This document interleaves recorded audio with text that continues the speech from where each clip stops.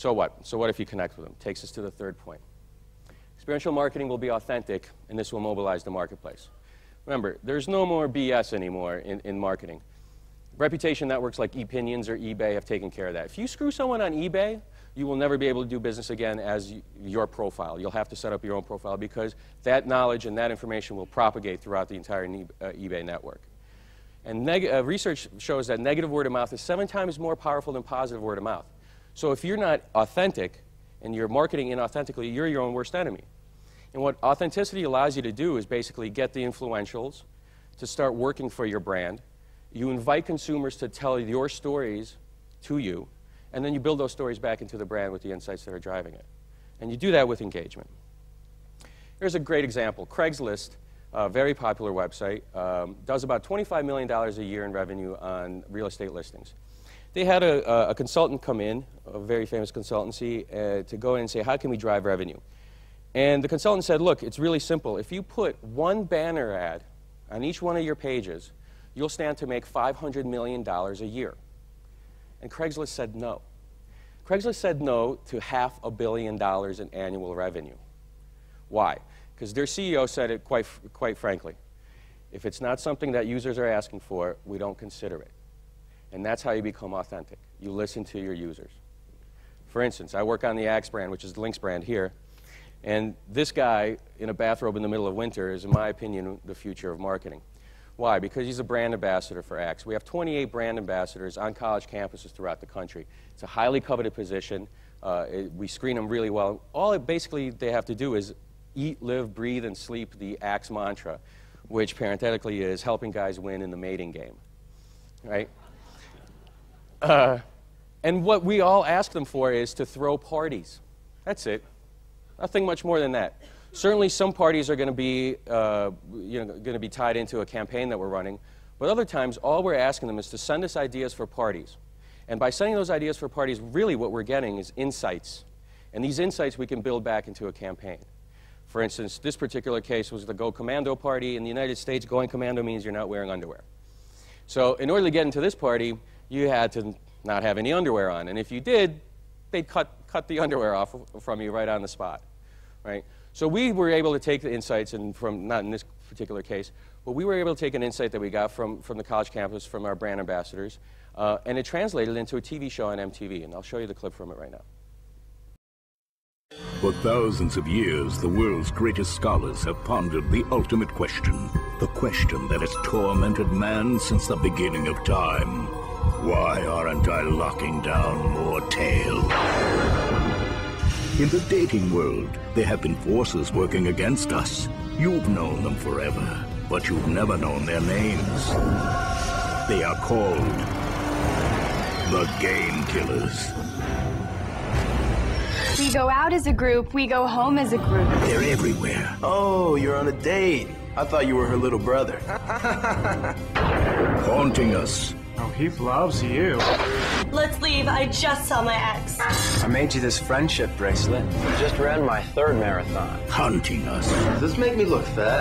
Hello, hello. And now you will see them unleashed into the real world, onto one poor, unsuspecting soul. Like, are you some kind of idiot? I mean, what's the deal here, dude? She ripped my beating heart out of my chest. Breathe in through your nose and in. How big is your apartment? It's tiny. I actually have a castle in Scotland. No way. Hi, baby. It's so beautiful. He likes you. Beware. The Game Killers are coming to kill your game. The Game Killers premieres Monday, February 6th at 11 p.m., 10 Central, only on MTV.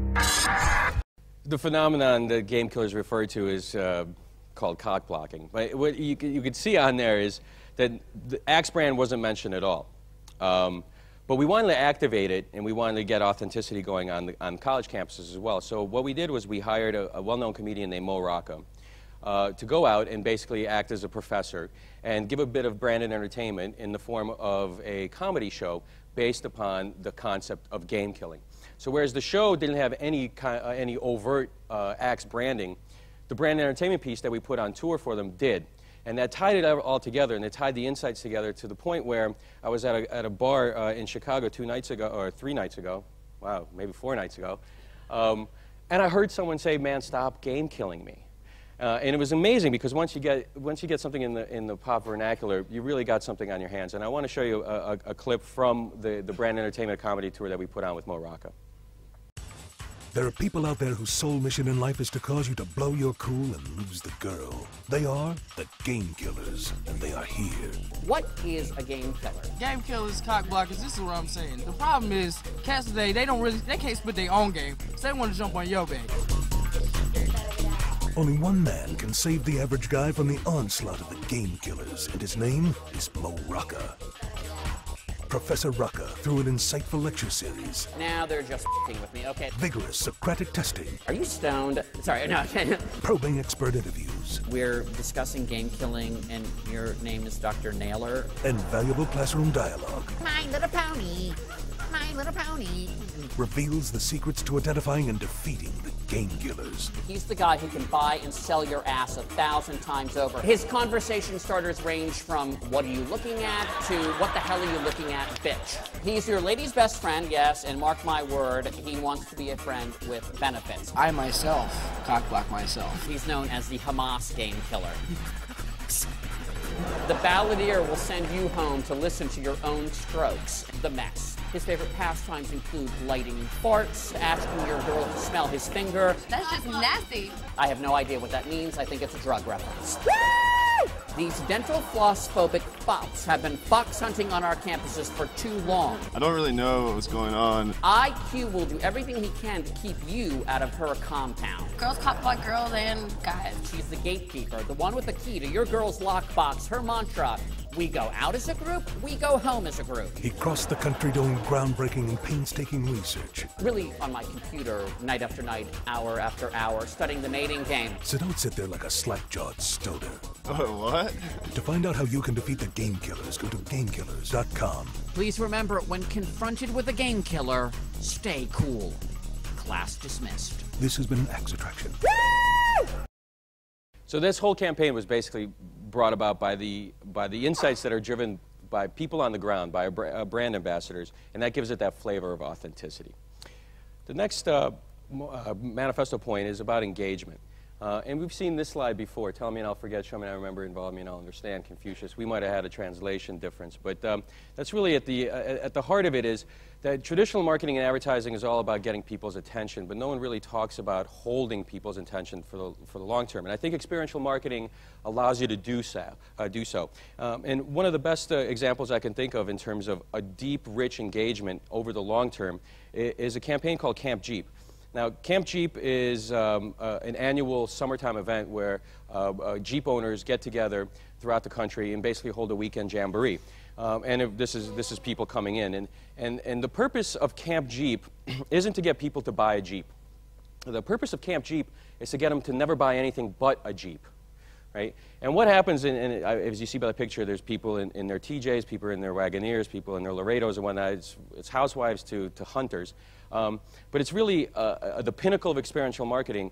It's in its 10th year, by the way, because people can go and take their Jeep on boulder courses or up through mountains or whatnot. And if they don't have this particular Jeep, they will borrow one. And they have engineers that are talking about the new stuff that's coming out for Jeep products. And you can bring your kids, and they learn about eco-friendly sustainability. And it's kind of like Disneyland for the crunchy set.